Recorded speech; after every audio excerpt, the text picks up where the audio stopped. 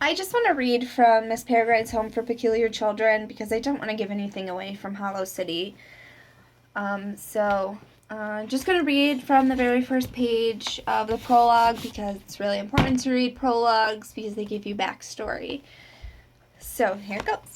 I had just come to accept that my life would be ordinary when extraordinary things began to happen. The first of these came as a terrible shock, and like anything that changes you forever, split my life into halves, before and after.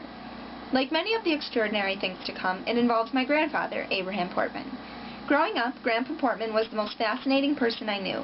He had lived in an orphanage, fought in wars, crossed oceans by steamship and deserts on horseback, performed in circuses. I knew everything about guns and self-defense and surviving in the wilderness, and spoke at least 3 languages that weren't English.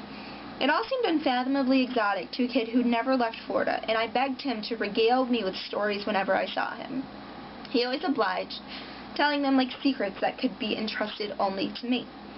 When I was 6, I decided that my only chance of having a life half as exciting as Grandpa Portman's was to become an explorer. He encouraged me by spending afternoons at my side, hunched over maps of the world, plotting imaginary expeditions with trails of red pushpins, and telling me about the fantastic places I would discover one day. At home, I made my ambitions known by parading around with a cardboard tube held to my eye, shouting, "Land ho!" and "Prepare a landing party," till my parents shooed me outside. I think they worried that my grandfather would infect me with some incurable dreaminess from which I'd never recover, that these fantasies were somehow inoculating me against more practical ambitions. So one day my mother sat me down and explained that I couldn't become an explorer because everything in the world had already been discovered. I'd been born in the wrong century, and I felt cheated. So you'll just have to pick it up and read it from there.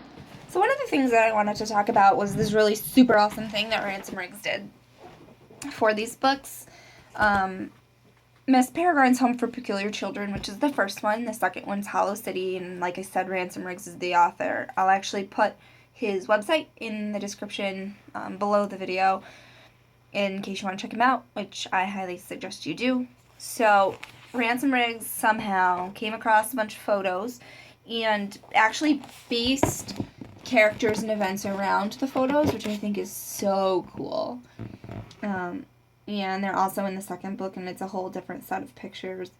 But I think to have actual photographs in the book, you can see what characters may have looked like or what events took place, like the scenery. And it's one thing to describe it, but it's another to see that it was an actual photo that someone created a story around, which I think is like awesome.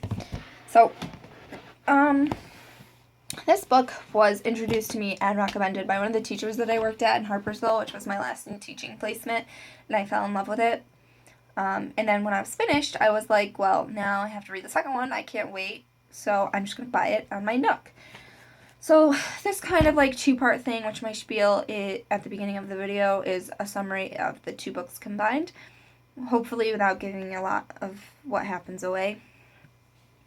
But I think, so my last part, I just kind of want to, like, talk about my experience with reading print version versus, like, my Nook. And I think in terms of, like, e-readers, iPads, Nooks, and reading on them, is the fact that they're really convenient and you don't have, like, this huge book that you have to carry around. It's in a more compact way, and you kind of have, your book light right in there for you as well. And the convenience thing, I feel like, is the only thing that it has going for it, because I'm the type of person, and I think a lot of people might be, holding a book in your hands and turning the pages is a lot more intimate than, swiping your finger across the screen to turn the page. And I feel like it's really important to distinguish the fact between the two, because a lot of schools are going, I think on textbooks it's different. A lot of schools are going from, like, paper textbooks to e-textbooks.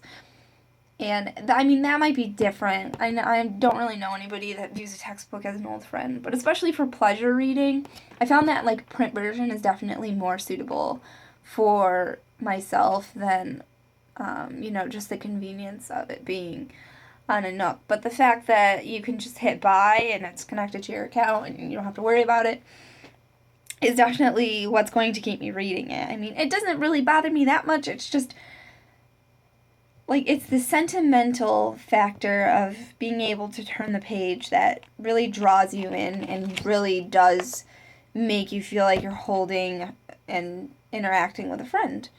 And I think that's what, reading should be all about, is the book is a friend.